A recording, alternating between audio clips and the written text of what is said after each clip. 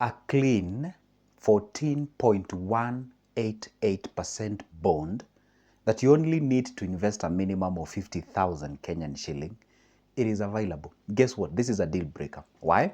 Because right now as we speak, most of the investments, especially the cash or cash equivalent, talk of money market funds, the treasury bills, the treasury bonds, the interests have actually gone down. Talk of 10-ish, 11-ish, and 12-ish%. And if they try as much as they can, 13%.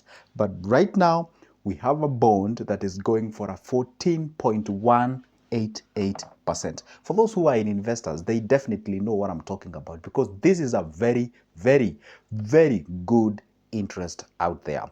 And guess what? This is not just a one particular bond that is available. Two of them are available and they are reopened one bonds. This is good, Joseph, in case you're watching for the first time and you don't know what are these bonds and what have you. I'm going to explain to you so that you understand, so that I explain to you exactly how can you invest in this particular bond. Just hang on there. Don't panic. Don't do anything. Switch anything that is disturbing you. Just relax on your couch. Don't even write anything. Just listen, watch what I'm going to explain to you. All right? Now, by the way, in case you're watching me for the first time and you have never subscribed, go ahead and subscribe and like the video. Let's get on the business now. As we speak right now, the government of Kenya has actually floated, obviously through the CBK, has floated two bonds, okay? Let me just explain. What are these bonds? We have two of them, and one is called FXD. Remember one thing, it's a reopened bond, meaning it's a bond that has been opened back then and has been reopened. And now we have a bond that is called the FXD3 stroke 2019 stroke 015. That is the bond that was opened back in 2019, if I'm not wrong, correct? It was opened back in 2019 and it was meant to go for 15 years. Now, it being reopened now, it means from 2019 up to now, how many years have gone? Like 6-ish? Or 7-ish years or something like that? Yes, 7-ish years have actually passed. And therefore, it means that we are remaining with around 8.7 years to go for this bond to mature. Are we together? Therefore, if you invest in this bond that has been reopened, you ain't gonna go for 15 years. You will go for how long? For 8.7 years. You have to understand that, okay? For this one, the interest is a bit low, okay? Remember I said there are two bonds that I've opened. For this one, the interest is around 12 point, okay, let me explain this. There are two bonds. One, it is called the FXD, the FXD3 stroke 2019 stroke 015. This one, the interest is going for 12.34%. This one is going for 8.7 years. Are we together? Then we have a second bond that is called the second one is FXD. This one is FXD1 stroke 2022. This one was opened back in 2022 when the interest were a bit good, and it is 0.025. And guess what? This one is the one that is giving you 14.188. Is it 14.188 or 14.88? Yeah, correct. 14.1880%. Obviously, that is per annum.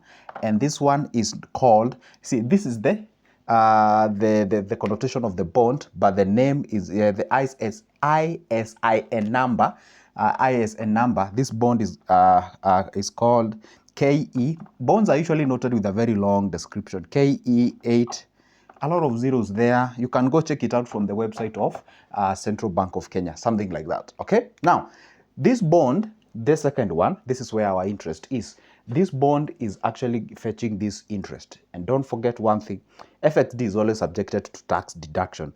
And let me see how much tax is gonna be applied here. Withholding tax is 10%. Not even 15%, so it is 10%. So it being 10%, it means it's a bit friendly compared to the 15% that we are largely used to. In most cases, actually, in most cases, the FXD bond that exceeding 10 years, the bond the tax is usually, or the withholding tax is usually 10%. But if it is less than 10 years, the tax is usually more than 10%, which is in our case is 15%. But in our case, all these two bonds are exceeding the period of 10 years. Therefore, they are subject to 10% withholding tax. Now, this is where I want you to listen very carefully. Otherwise, I don't want you to miss this one, because if there is people who are very punctual when it comes to dates and time, the Central Bank of Kenya. Now, the withholding tax I've explained. Now, other part is the maturity date. The maturity date for the first one, this one, the FXD 3 stroke 19 stroke 2015, it will mature on 10th of July. Let me see. Which do you usually write the month or whatever? 10th of July of 2034. I hope I've not interchanged that, because sometimes I don't know the format, whether they start with the month or they start with the date. So anyway, it's the 10th of July. That is on 2034. That is when the first one will mature. The other one will mature on 23rd of September. That is, now I can confirm. It is, they start with the date, then the month. So therefore I can confirm the first one, it will expire on 10th of July. That is on 2034. The second one will mature on 23rd of September on 2047. Now, these are the timelines, okay? If you want to invest on this bond, these are the timelines that you have to be very cautious and keen about. Otherwise, if you mess up, you'll never get them. First, the value date will actually, the value date will be on November this month. I'm making this video on 14th of November. Therefore, it is exactly 10 days from today. You ought to have made a decision and you've already invested. Now, this is how they are stipulated. The period of sale, it was opened 3 days ago. That is on Tuesday, November 11th, 2025. And to run all the way to November, or to run all the way to Wednesday, November 19th, 2025. What does it mean?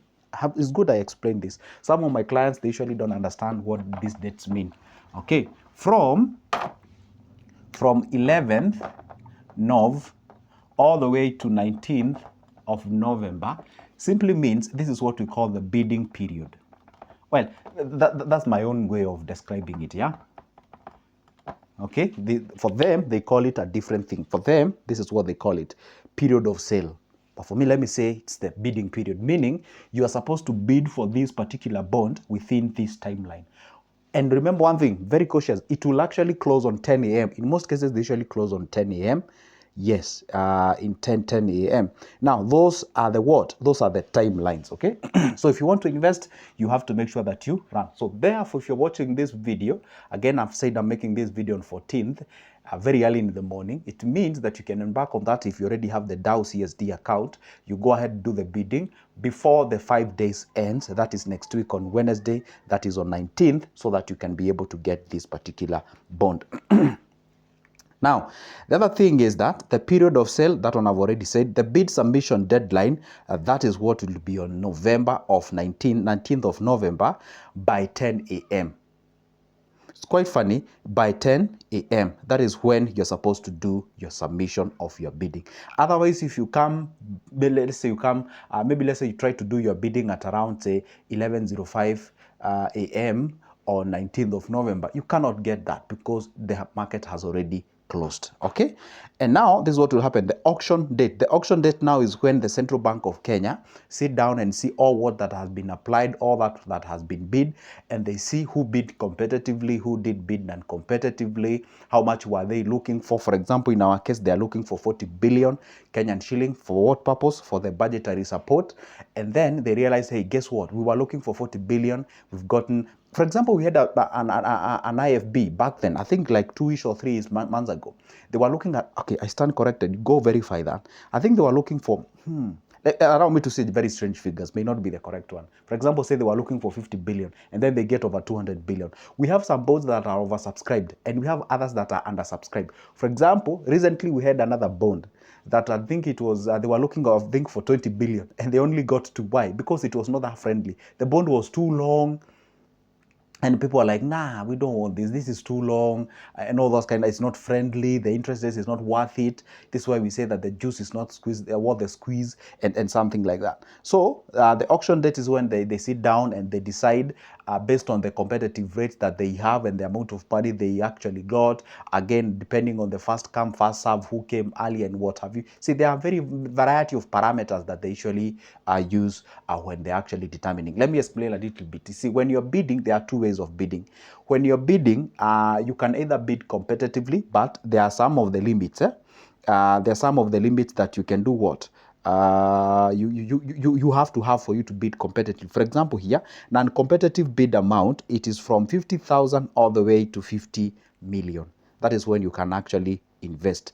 But competitive bid amount minimum is 2 million. Are we together? Per account per tenure. What does it mean? Per CSD account per tenure. It means you need to have a minimum of 2 million for you to activate that button of bidding competitively. Allow me to explain what that means. When you bid either competitively or non-competitively, this is what it means. When you bid non-competitively, you are simply saying, guess what? Whatever it will be the average interest rate that the government will give, I am comfortable with it. You take the money, decide what interest you're going to give us. I don't have an issue. That is a non-competitive. But when you go the competitive way, it simply means that, hey, I'm bidding for this particular bond, but hey, I'm not okay with 14.188%. I'm looking forward for, say, for 16, for 15, for whatever the thing it is. I mean, you're negotiating with them for that particular bid. But now remember one thing, this comes with a fair share of advantages and disadvantages. Advantages being the sense that you're going to get a little bit of a higher interest rate, okay? And number two, or the cons on that, or the disadvantage, is that if you quote a bigger percentage than what they're willing to give, because I believe they usually have a bracket or a range, then obviously it means that you ain't going to be successful in that particular bid. That's when they send you a message on the auction date or the auction result. When they send the auction result, they say, they send you an email notifying you that your bid was not successful. Are we together? Now, that is exactly how it goes by. Now, another thing you have to note is this. Settlement date. Again, this is another very crucial date that most people usually miss and is very essential. Settlement date, in other words, simply means by when you're supposed to have paid that money that you said you're gonna invest. See, when you bid, there's no money you're investing there. You're only telling them, hey, I'm gonna invest $1 million with you, and then you submit. And then once it's okay, so and so said they're gonna invest $1 million. Okay, fine. Now during the auction and the settlement date, now they tell you, hey, did you remember the $1 million that you're gonna invest with us? Fine. Now send it to us. That's what it simply means. Now the settlement date will be on Wednesday. It will be on Monday, November of 24th. Now, after the 19th all the way to 24th, you have like 5-ish days now to contact your bank if you're outside the country, to have the arrangement on how the money can be sent to the Central Bank of Kenya, going to the bank and fill that RTGS form, transfer and what have you, all that kind of a thing. Then you're supposed to do that submission by 24th of November. That will be on a Monday the other week. And obviously, in most cases, is usually by 2 p.m. Kenyan time, you ought to have already done that transfer. The amount of money that the government is looking, it's 40 billion. That's what they have written here. And the purpose of that money that they're looking for is for the budgetary support. By the way, some of you may be like, okay, why are these guys, this government usually borrows from people, any and every nation on earth? Okay, almost all. I do not know of on the nations. But in most cases, they usually borrow from the citizens, yeah? Not, I suspect not all of them, but most of them. So they borrow. See, when the government needs the local currency, they borrow from the citizens using the treasury bills and the treasury bonds. Well, as far as the Kenya is concerned, I do not know what happens in your country. You can tell us on the comment section. But when the government is looking for a foreign currency, this is when they do what you call likes of the euro bond and what have you. So when they want to supplement their budgetary and what have you, then they can look for that money within the people so that they can be able to get that cash. Okay, it is bad for the government because they are getting more and bigger luggage for the taxes, but at the same time kind of helps the citizen because they can invest. But to some extent, okay, this is unarguable information. Some people will argue, no, it's not good to take money from the citizen because you're denying them the power to invest and do something. Others will be say like, hey, it is good because, hey, instead of money lying idle in a bank, the citizen are getting the interest. Others will say, hey, no, it's not good because the government is borrowing a lot. It will come to a point whereby we'll have what we call the debt distress. It's an open discussion. It depends on whom you ask, okay? Then this is what I was saying, that non-competitive, you need to have a 50,000 to a max of 50 million, and the competitive bid, you have to do that. This is what they are saying, payments. All excess bidders should obtain the payment key and amount payable from the Central Bank of Kenya DAO CSD investor portal app.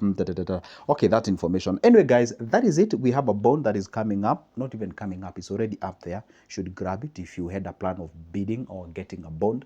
And you've been watching me, and yeah, you can go ahead and do that. And perhaps if you do not know how it goes by, you need to have an account with the Central Bank of Kenya for you to do that. And you can open that account whether you are here in Kenya or you are outside the country. It is very simple. Some few steps I can be able to guide you. Press here, download this app, do this, do this, do this, do this. You're done. Then this is how you invest, and you're going ahead and do your investment. In case you would like me to guide you on that, how to invest from the first step all the way to the last step, that is my number. You can text me on WhatsApp. I can be able to take you through the entire process. This is good, Joseph. Don't forget, hey, go ahead and hit that like button. Make sure that you subscribe and leave a comment on the comment section. Guys, I want to something ask you on this particular video. Tell me on the comment section what that thing that you'd like me to talk about, that you'd like me to clarify, because somebody told me, hey, Joseph, when we have new bonds and bills and what have you, kindly tell us so that we can be able to tap on that opportunity.